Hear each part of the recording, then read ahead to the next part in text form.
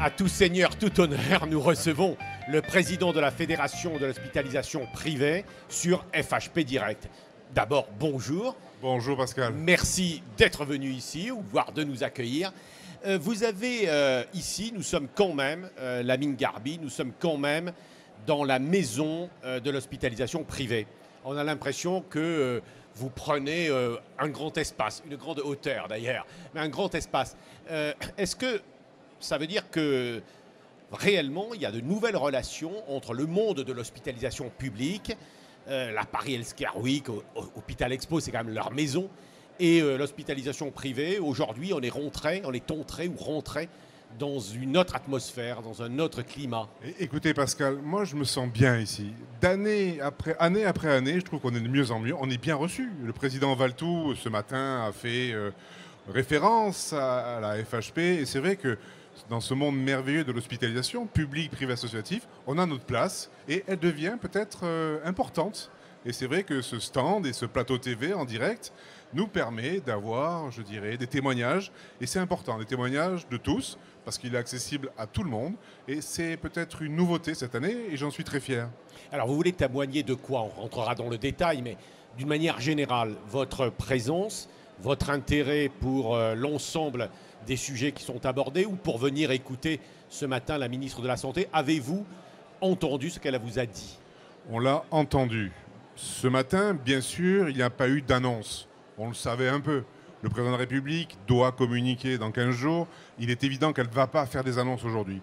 Mais par contre, elle est restée sur une ligne qui nous va bien. La pertinence, la qualité, la sécurité des soins, la tarification à l'activité. C'est vrai que ça nous parle et ça nous encourage. Ce matin, on a pris ces mots parce que c'est vrai qu'elle a parlé du public, mais elle a aussi parlé de l'hospitalisation dans son ensemble. Elle a expliqué qu'il fallait qu'on soit décloisonné. Ce sont des mots forts pour nous et ça nous encourage. Ça nous encourage parce qu'on a besoin de témoignages, de confiance et d'amitié aussi, on peut le dire. Et les temps ont changé et c'est quand même bien. Oui, j'avais le sentiment, pour être très franc, Lamine Garby, vous nous avez reçus, c'est-à-dire les journalistes, dans une conférence de presse il y a quelques jours. Et ça sonnait, parfois, j'avais eu le sentiment comme un avertissement au pouvoir public, à la ministre, en disant, voilà, nos positions, et nous allons écouter, entendre ce que vous allez nous dire ici, pour voir quel va être notre propre jugement et position politique. Alors, d'abord, est-ce que ça a été le cas? Et deuxièmement, est-ce que ça vous a rassuré? Alors, on a émis un certain nombre de propositions qu'on a formalisées, qu'on a envoyées à tous les pilotes qui travaillent sur la transformation du système de santé.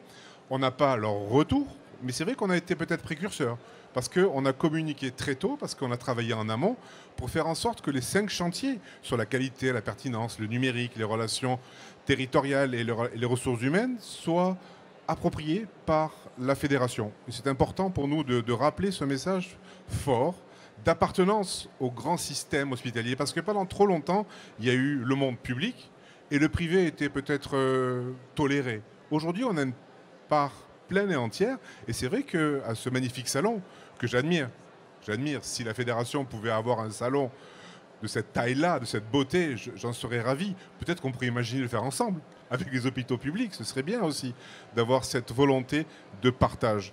Donc c'est vrai que la ministre, on l'a écoutée, mais on attend les propositions du président de la République, et on est fiers que le président souscrive aux difficultés de la santé, bien sûr en partenariat avec Agnès Buzyn, parce que c'est important qu'il y ait un duo. C'est pas la première fois qu'un président de la République parle de la santé, quand même. En général, ils le font une fois par quinquennat, et souvent c'est plutôt à la fin. Sauf le précédent, président Hollande, avait expliqué qu'il voulait arrêter la convergence. C'est des mauvais souvenirs, ça. Ne me remettez pas à l'esprit toutes ces années sombres des 5 dernières années. Non, aujourd'hui, il va s'exprimer au bout d'un an, mais depuis un an, nous avons travaillé. Il ne faut pas penser que nous ne faisons rien. Nous travaillons sur la chirurgie ambulatoire, nous travaillons sur la qualité et nous avons des idées. Un exemple simple sur la qualité. La qualité doit être discriminante aujourd'hui. Il doit y avoir un financement complémentaire. On demande qu'il y ait 4% de financement en plus. Elle n'en a pas parlé, ça, il n'y a pas eu de réponse ce matin de la ministre. Ce matin, non, parce qu'il n'y avait pas d'annonce. Et ça fait partie, je dirais, du financement d'un chantier de la transformation du système de santé. C'est un des chantiers. Donc elle ne va pas annoncer, je dirais. Et puis, c'est notre demande. Ce n'est pas sûr qu'elle l'accepte. Donc ça, c'est la qualité. Également sur la certification. Il faut que la parole des patients, des usagers, soit plus forte. On progressera tous avec le recueil des indicateurs patients, parce que le patient a toujours raison, et aujourd'hui, on ne fait pas assez écho à sa qualité qui est ressentie, qui est vécue, et qui est également avérée. Donc il faut que la certification tienne plus qu'à des patients, et également que les notes que nous avons. Nous sommes tous fiers d'être certifiés en A ou en B, mais certains sont certifiés en E, non certifiés. Il faut qu'ils soient simplement fermés. Il faut qu'on arrête de financer de la non-qualité. Donc vous accepteriez en pratique qu'un établissement de chez vous, de vos troupes, qui ne franchissait pas pour une raison ou une autre le barème ou en tout cas la certification, l'étape de la certification soit fermée? Il y a 5 niveaux. Si on est en niveau 5, le E, je pense que c'est parce qu'on n'a fait aucun effort et qu'on ne mérite pas de continuer à dispenser des soins. Ça peut toucher combien d'établissements en France? Chaque année, il y en a 5 ou 6. Oui, quand même. Alors, il ne faut pas fermer la totalité de l'établissement parce que ce n'est pas la totalité qui dysfonctionne, mais c'est tel ou tel service. Et il faut ajuster. Et la HAS, qui est juste à côté, on est fiers d'être à côté de la HAS et de la FHF. On est en plein milieu. Doit être force de proposition et doit avoir une action forte. Donc ça, c'est qualité. Après, il y avait... On doit également... Que demande le patient, l'usager? Il demande des soins de qualité, mais avant tout, il demande à trouver un médecin. Un médecin. Et aujourd'hui, les médecins, on le sait bien, il y a des territoires où il n'y en a plus. Et c'est notre rôle d'aider ces médecins à s'installer.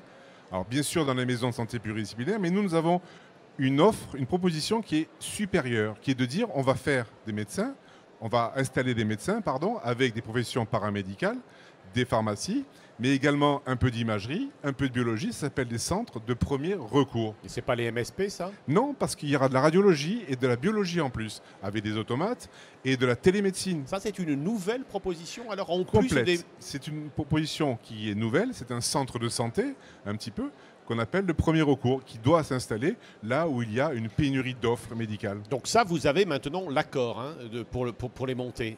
Oui, ça, sur le plan légal, c'est... Ce sont les centres de santé, le privé peut en ouvrir, peut en gérer. Oui. C'est une possibilité qu'on doit faire prospérer pour qu'on puisse mailler le territoire. Oui, les centres municipaux classiques se sont un peu émus. Un peu, mais bon, ça passera. D'accord. Et l'ensemble de l'hospitalisation privée est d'accord pour... lever pour en tout cas accomplir cette nouvelle étape. Vous pensez que c'est ce qui va permettre de faire en sorte qu'il y ait moins d'urgence, des établissements moins remplis tout cas Il y a un débat sur les urgences. On le voit dans le public, les urgences sont saturées et ça fait de la peine quand on voit nos aînés qui sont dans les couloirs. Et nous, de l'autre côté, nos urgences ne le sont pas. Une clinique standard qui a un service d'urgence accueille 50-60 patients en moyenne.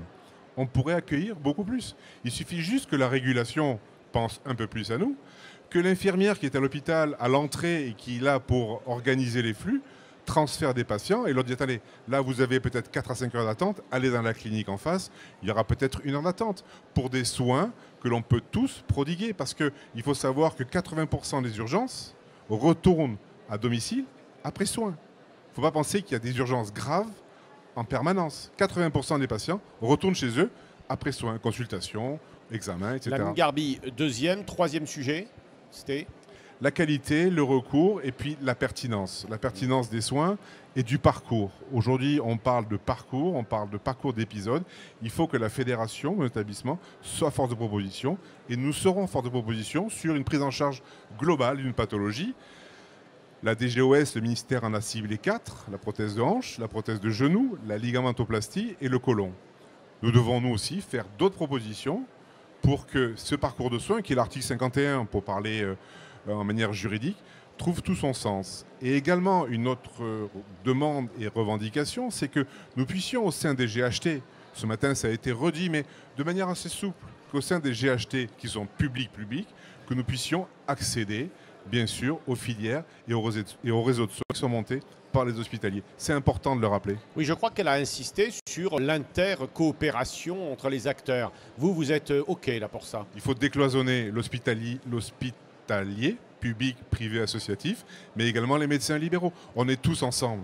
On ne se sortira pas séparément. La guerre publique-privée, c'est terminé. La hache de guerre, elle est enterrée depuis quelques années. Rappelez-vous. Un temps, ce n'était pas toujours ce cas. Aujourd'hui, elle est enterrée. On est tous ensemble pour le bien collectif. Et nous prenons en charge des missions de service public.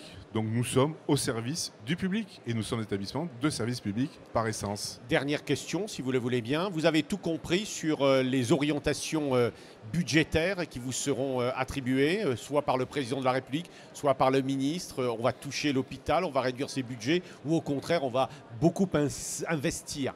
Vous avez tout compris, vous ? Je suis un éternel optimiste et je suis certain que cette politique du rabot va cesser et que l'on va arrêter. On en a les moyens. On en a les moyens. L'économie repart, le chômage diminue, ce qui veut dire plus de cotisations sociales, parce qu'il faut savoir quand même que le budget de la sécurité sociale vient des cotisations des salariés. Donc moins de chômage, plus de cotisations, moins de déficit, et on va un peu C'est pas le respirer. temps de se désendetter plutôt ? Oui, bien sûr, mais déjà que l'on puisse continuer à innover, à investir pour préparer l'avenir, et le désendettement viendra en son temps. Mais l'urgence aujourd'hui, c'est que la politique sociale que nous devons mener dans nos établissements puisse se faire de manière simple, collégiale et en toute transparence, public, privé, associatif. Donc vous êtes plutôt heureux en ce moment. Et optimiste, sinon on ne fait pas du syndicalisme. Si on est là pour porter une bonne parole, et si on est là sur la déprime, non, on arrête, on reste chez soi. Non, on est là pour faire porter des messages d'espoir, mais en étant vigilant. D'accord. On aura retenu, pour être syndicaliste, il faut être optimiste. Bon, merci Lamine Garbi d'être venu chez vous. À bientôt, bon congrès.